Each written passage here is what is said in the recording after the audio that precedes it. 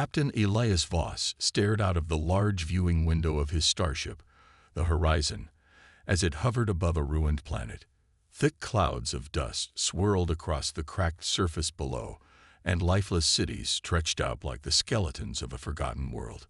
His crew sat in silence, watching the planet with heavy hearts.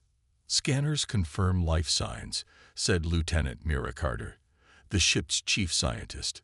"But, barely. If we don't help, they won't last much longer."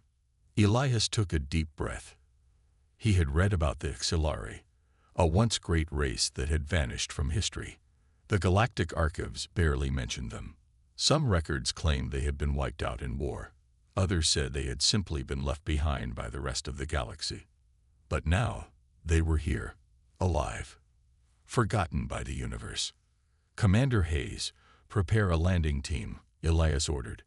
"We're going down." The moment the Horizon's shuttle touched the surface, the devastation became real. Towers once reaching for the sky were now broken ruins. The air was dry, heavy with dust, and the scent of decay. The ground cracked under their boots as they moved forward. Then, movement. From the shadows of a crumbling building, figures emerged, thin, frail, their eyes wide with fear. They were Xilari. Their silver-blue skin had lost its glow, and their once proud posture was now hunched from years of struggle. Some carried makeshift weapons, while others clutched small children close to their chests. Elias stepped forward and raised his hands, showing he meant no harm. "We are humans," he said, his voice calm. "We're here to help." For a long moment, no one moved. Then, an old Xilari, leaning on a crooked staff, stepped forward. His eyes, dull and tired, locked onto Elias. "You are not like the others," the elder said, his voice rough from dehydration. Elias frowned. "Others?" The elder's gaze darkened. "The galaxy forgot us. The ones who once called us allies turned away when we needed them most. We begged for mercy. No one came." Anger stirred in Elias's chest, but he kept his voice steady. "We are not here to turn away. We are here now, and we will not abandon you." A murmur spread through the gathered Xilari. Some looked at each other with disbelief, while others clung to hope, as if afraid it would vanish. Mira stepped forward, holding out a scanner. "We have food, medicine, and supplies on our ship. Let us help you." The elder studied her, then turned to the others. Finally, he nodded. "Then come. See what remains of my people." The humans followed as the Xilari led them through the ruins. What they saw made their hearts ache. Starving families huddled together in broken buildings. Small children with hollow eyes watched in silence. Wounded elders lay on tattered blankets, their bodies too weak to move. They had survived, but barely.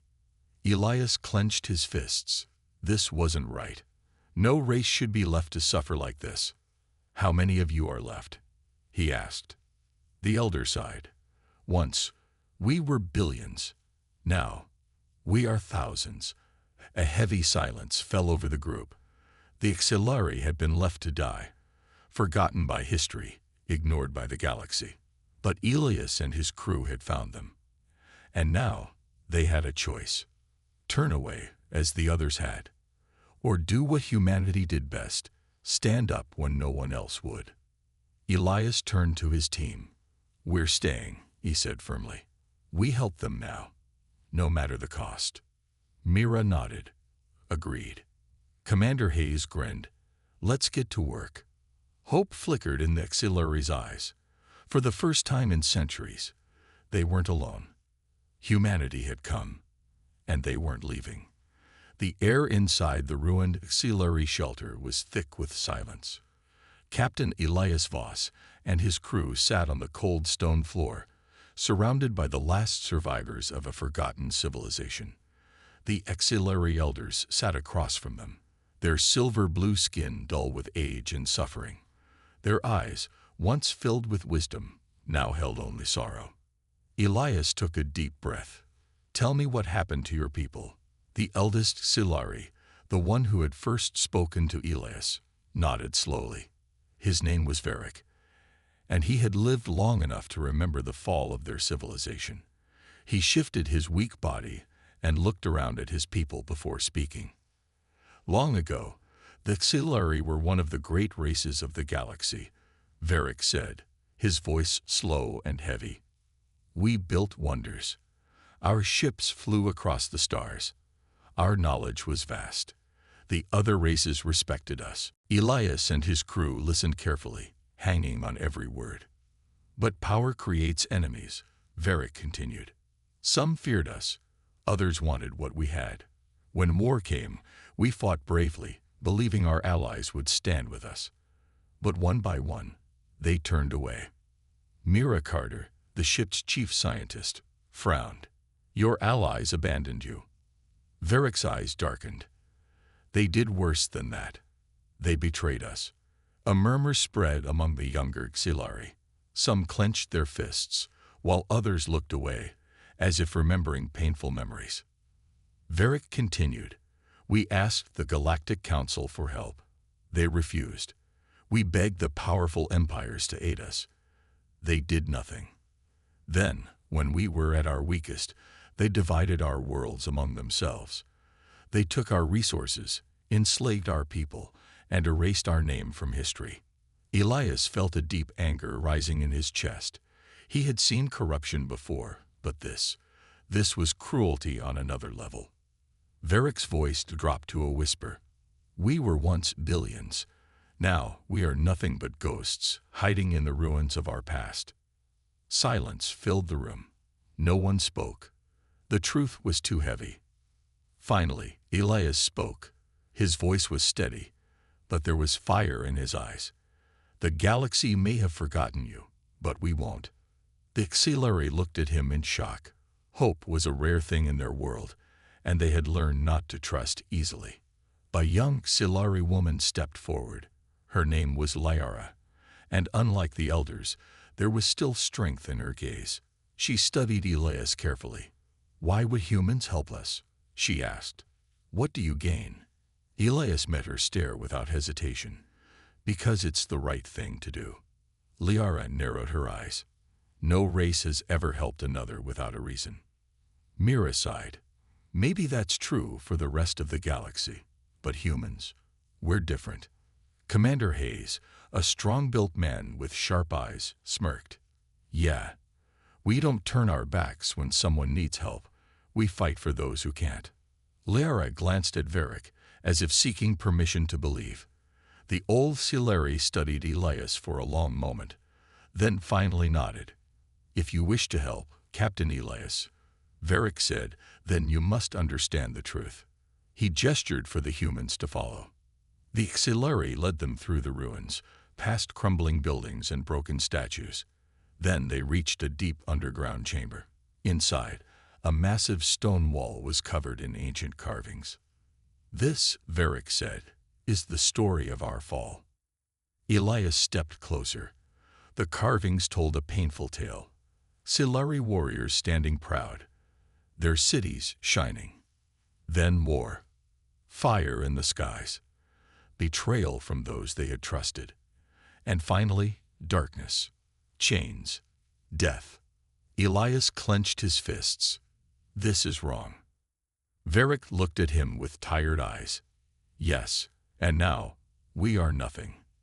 Elias turned to his crew. Not anymore. Mira frowned. What are you thinking, Captain? Elias looked back at the Xilari. We don't just give them food and medicine.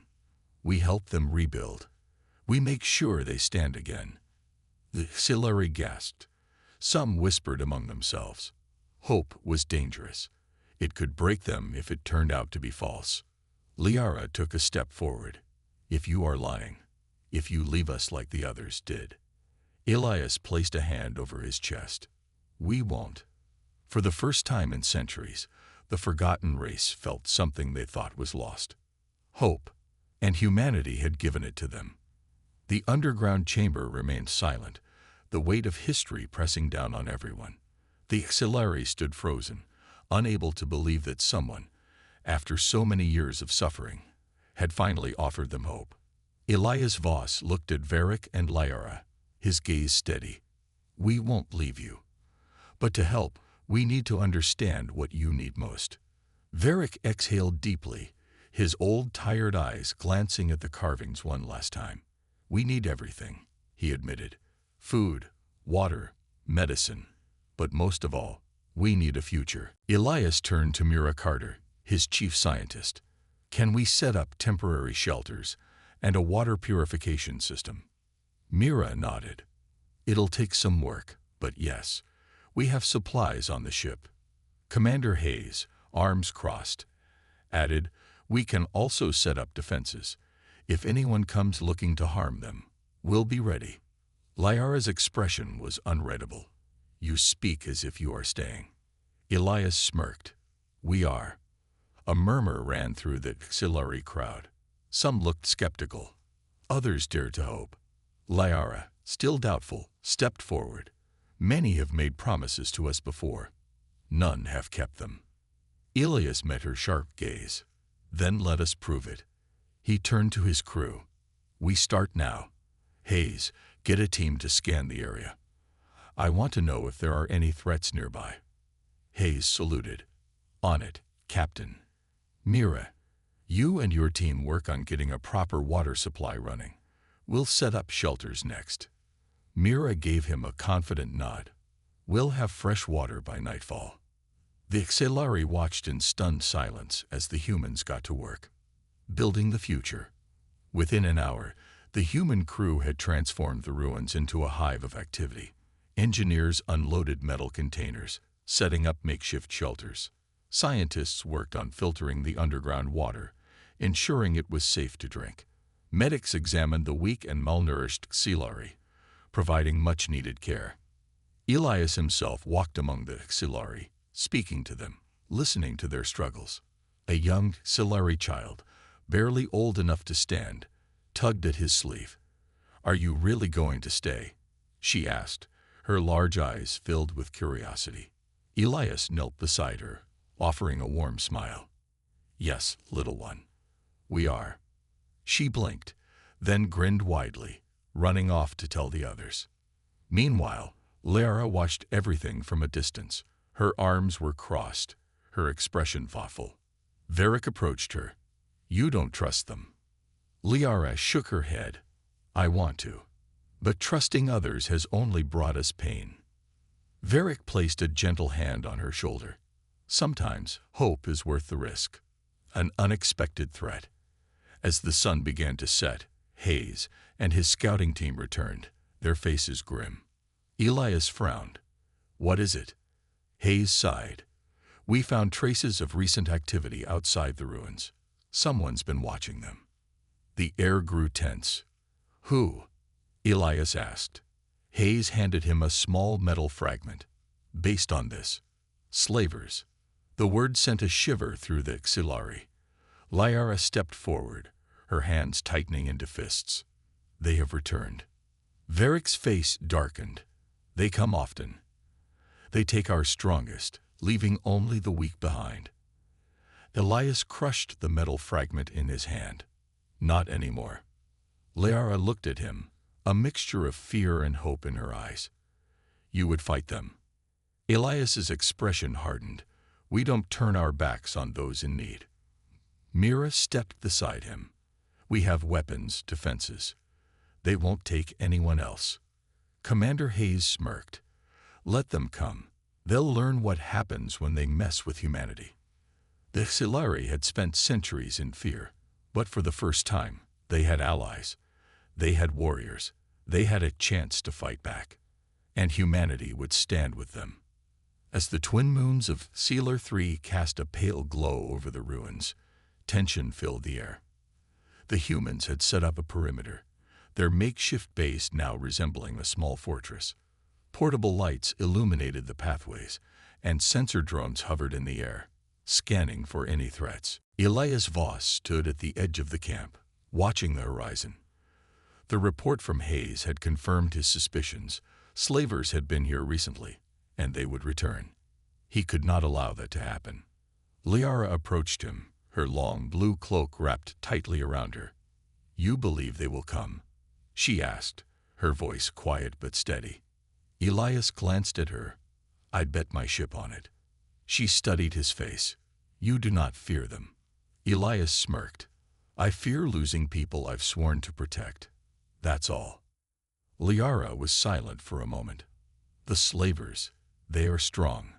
They come in ships with weapons." She hesitated, then added, "We have no warriors." Elias crossed his arms. "You have us." She looked away, struggling with emotion she had buried for years. "We have never had protectors before."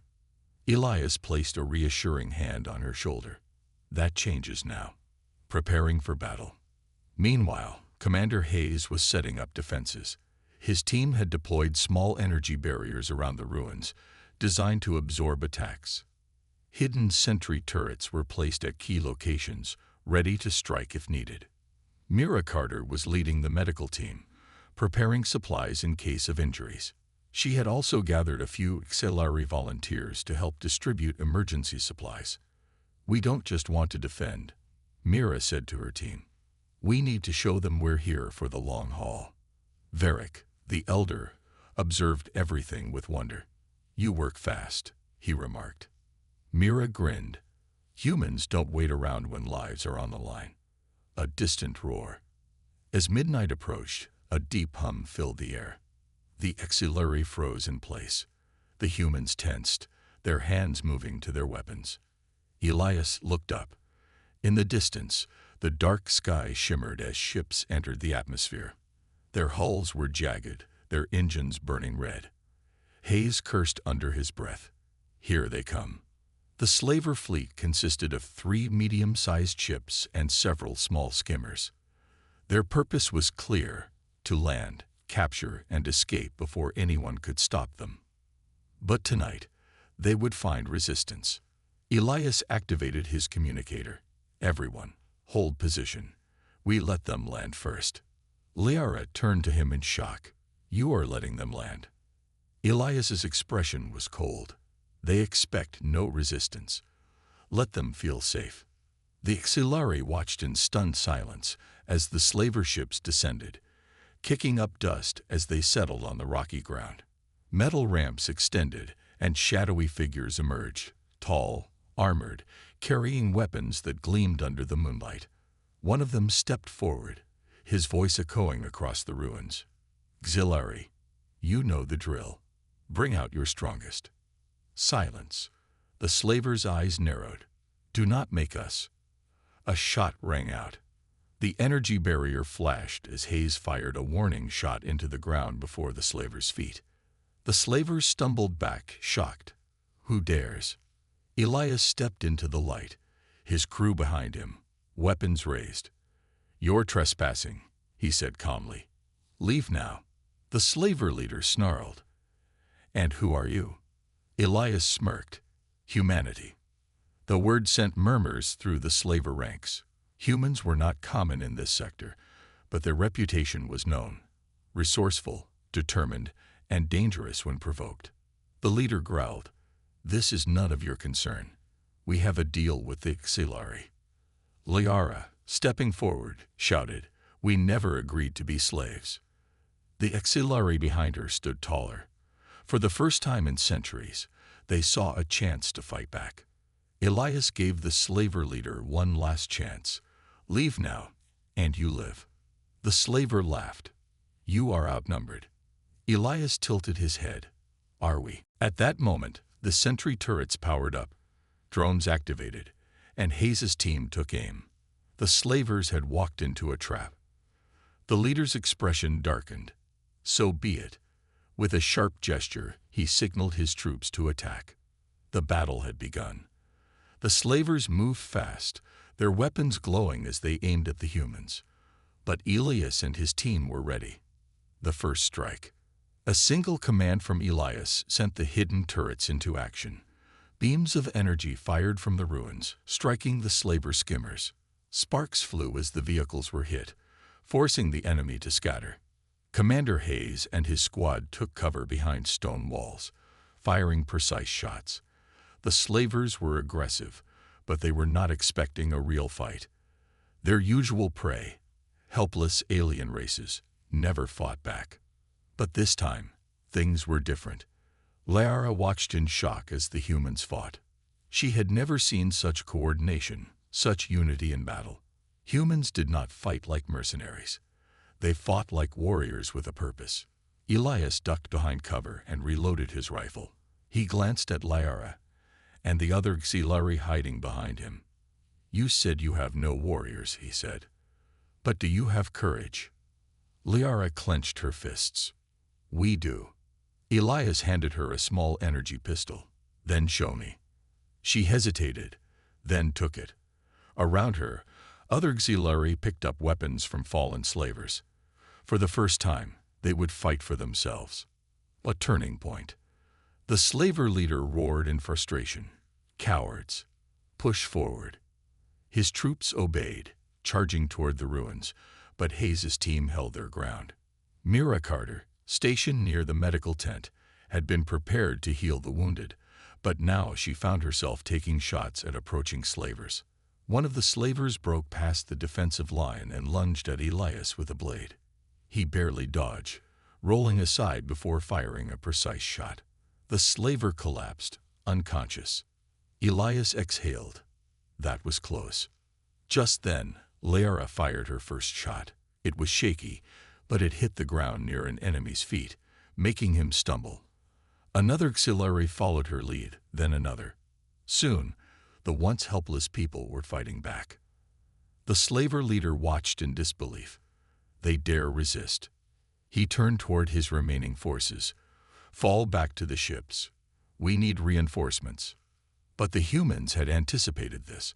As the slavers ran for their ships, Elias gave the order. Now, hidden explosives, planted earlier, detonated near the enemy's landing zone. The slaver ships shook from the blasts, their engines damaged. Smoke filled the air. They had nowhere to run.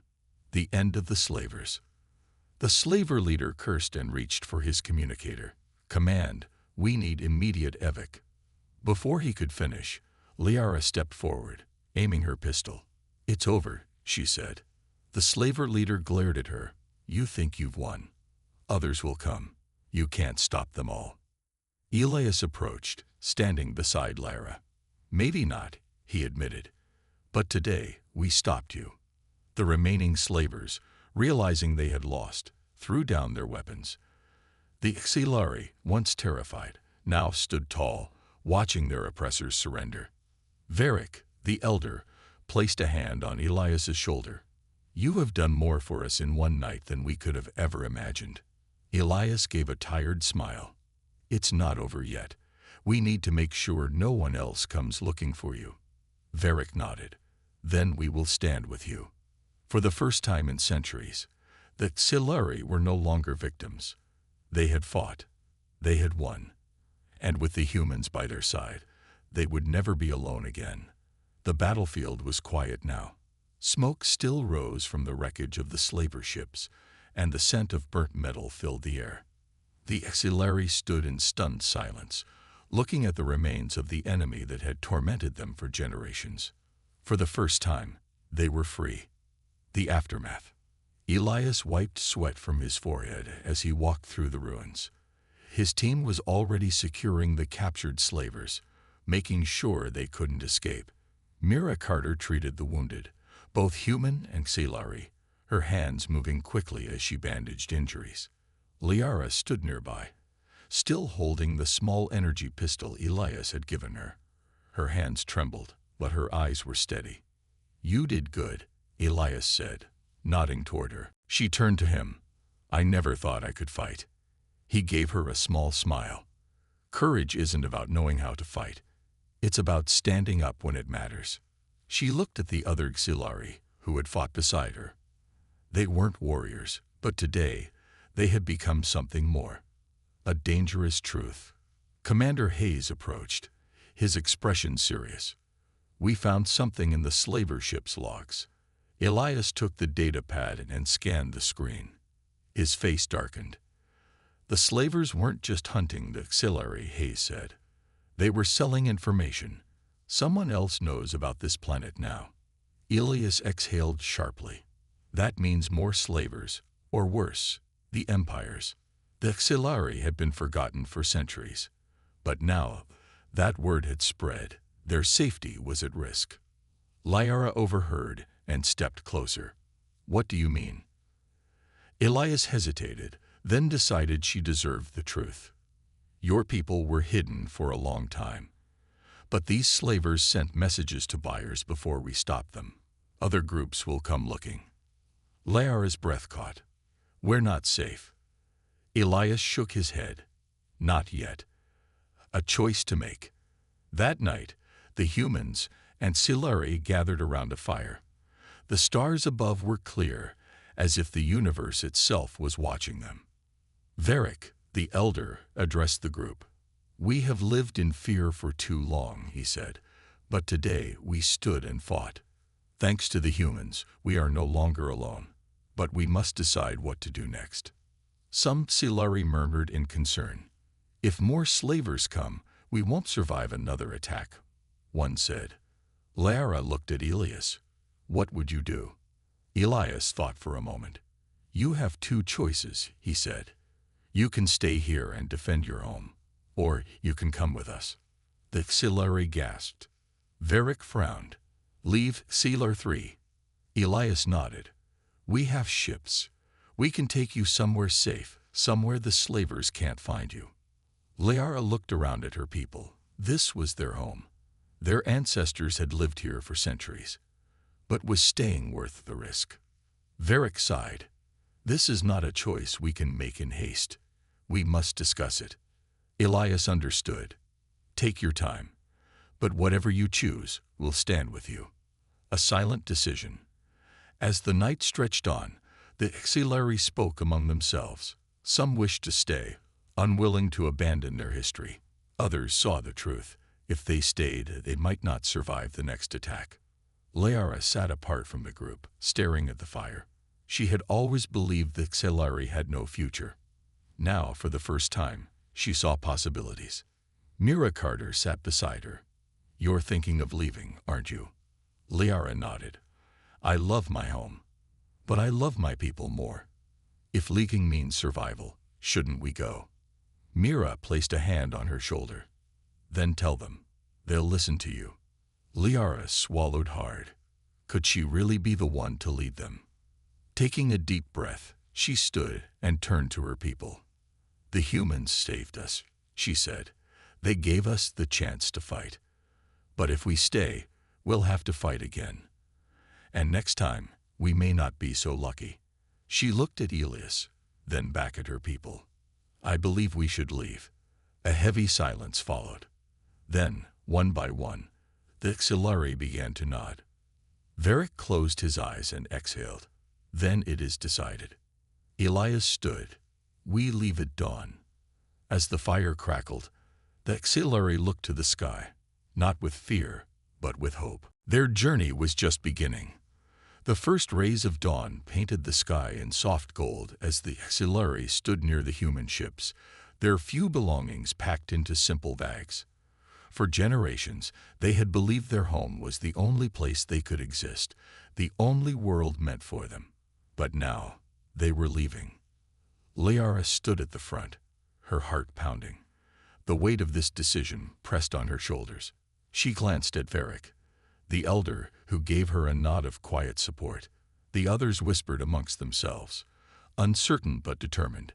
Elias walked up to her. Are you ready? Liara took a deep breath and nodded. As ready as we can be. Leaving the past behind, the humans had already prepared everything.